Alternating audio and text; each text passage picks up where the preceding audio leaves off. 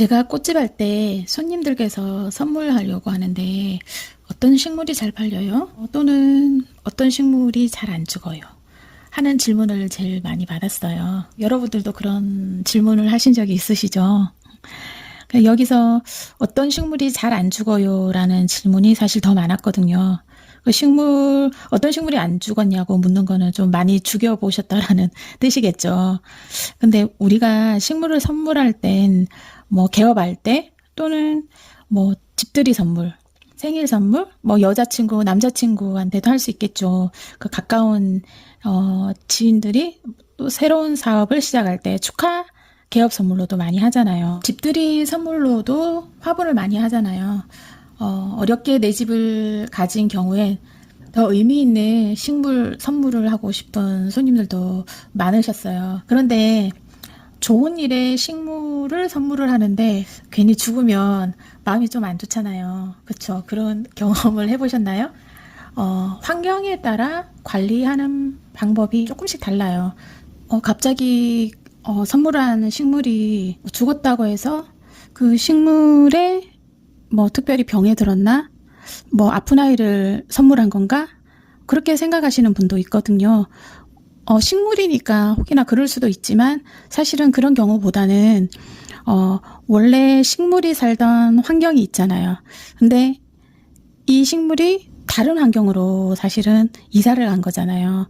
그러면은 환경에 따라서 관리하는 법이 사실 달라요. 평균적으로 그냥 요렇게 관리하세요 라고 하지만은 그 환경에 따라 물을 주는 거나 빛을 어떻게 쐬어줘야 되는지 그런 것도 좀 문제가 될 수가 있거든요. 그런 부분도 좀 우리가 좀 참고하고 잘 알아야 될 것 같아요. 그래서 저는 손님들에게 이런 질문들을 먼저 해요. 식물 받는 분이 식물에 관심이 있는지, 식물에 관심이 없는 분인지 그거를 먼저 물어봐요. 공간이 큰 곳인지 아니면 아담한도 원룸인지 그런 것도 제가 먼저 묻거든요.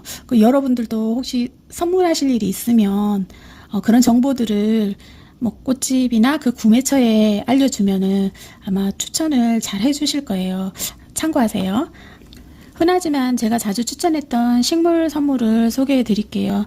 선물 받는 사람이 만약 귀차니즘이 많은 분도 있을 거잖아요. 그리고 너무 바빠서 식물 관리할 틈이 없는 그런 분들께 추천해 드릴게요. 금전수예요.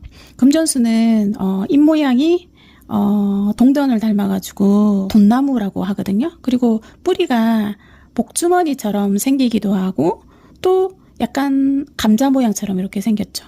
이 금전수는 크기가 큰 것만 있진 않고 사이즈별로 이렇게 다양하게 있거든요. 특히 개업화분으로서 1등으로 잘 나가는 아이예요. 왜? 돈나무니까 금전수.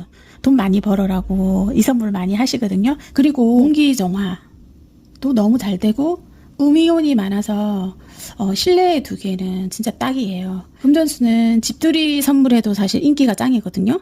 그리고 이제 승진 화분, 축하 화분 그럴 때도 금전수는 이렇게 많이 인기가 많은 편이에요.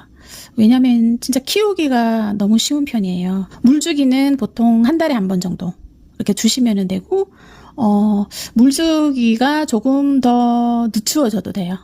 조금 더 늦게 줘도 된다는 거죠. 그래도 크게 무리 없이 잘 자라거든요.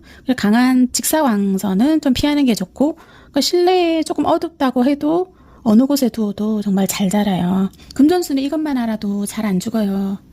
뭘까요? 바로 물주기를 주의해야 할 계절이 있다는 거죠. 그 계절이 여름과 겨울이거든요. 여름에는 물주기를 2달에서 한 2달 반 정도 물을 주지 않아도 살아요. 왜냐하면 습도가 너무 높기도 하고 그리고 금전수 자체 몸통이 통통하잖아요. 이렇게 줄기도 통통하고 잎도 통통하잖아요. 그 자체에 수분을 다 담고 있거든요. 식물 자체에 온몸에 물이 많고 수분이 많이 있는데 거기에다가 여름에는 너무 습하잖아요.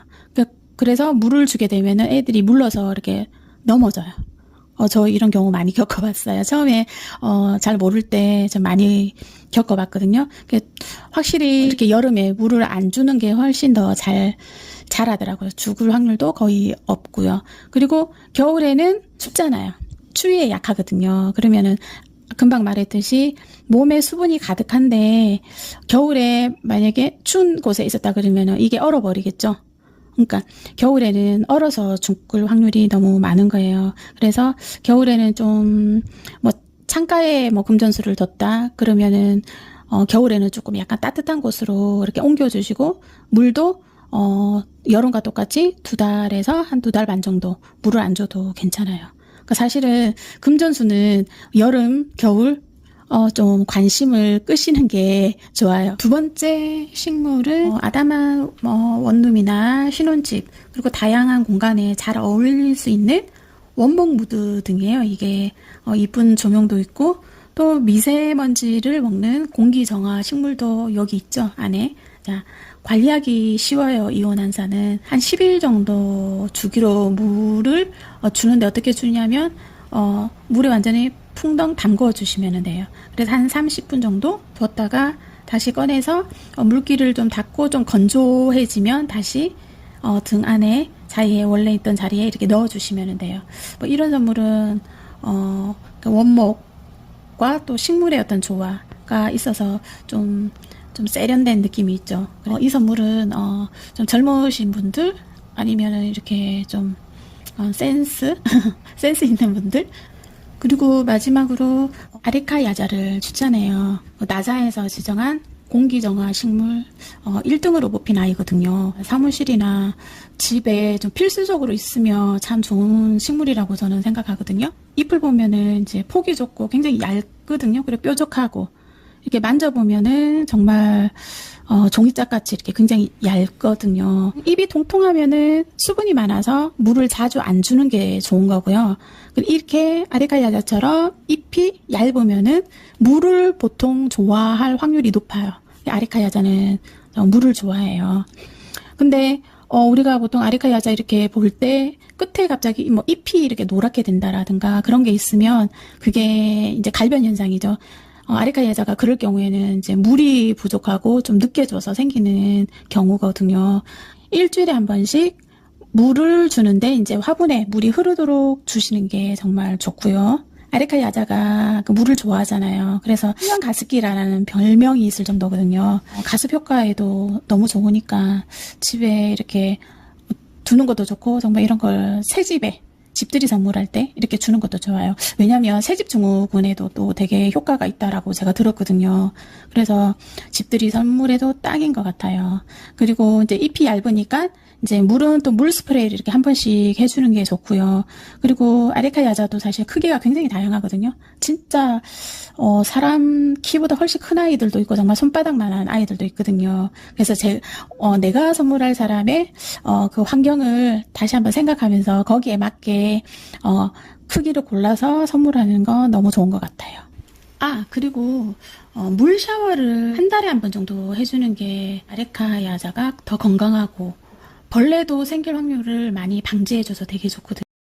그리고 또 집안에 있어도 먼지들이 있잖아요. 얘가 공기정화 식물이긴 하지만은 그 잎에 너무 먼지가 쌓이면 그 공기정화의 기능이 떨어질 수 있잖아요. 그쵸?